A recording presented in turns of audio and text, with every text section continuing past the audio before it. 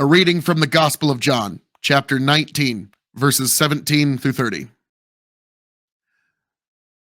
So they took Jesus, and he went out, bearing his own cross, to the place called the place of the skull, which in Aramaic is called Golgotha. There they crucified him, and with him 2 others, one on each side, and Jesus between them. Pilate also wrote an inscription and put it on the cross.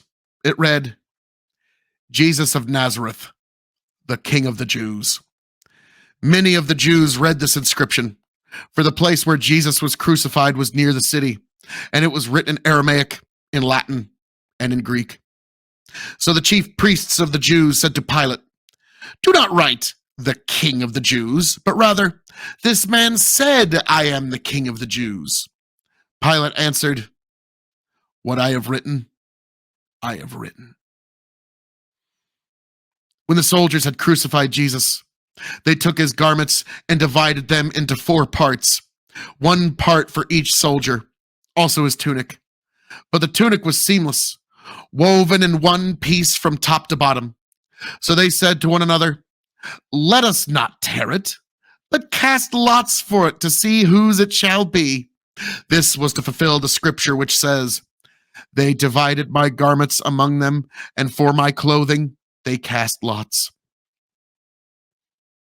So the soldiers did these things, but standing by the cross of Jesus were his mother and his mother's sister, Mary the wife of Clopas, and Mary Magdalene. When Jesus saw his mother and the disciple whom he loved standing nearby, he said to his mother, "Woman, behold, your son." Then he said to the disciple, "Behold, your mother." And from that hour, the disciple took her to his own home. After this, Jesus, knowing that all was now finished, said, to fulfill the scripture, "I thirst." A jar full of sour wine stood there. So they put a sponge full of the sour wine on a hyssop branch and held it to his mouth.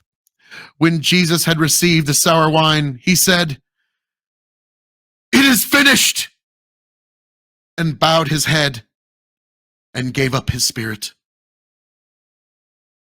Thus ends the reading of God's holy word.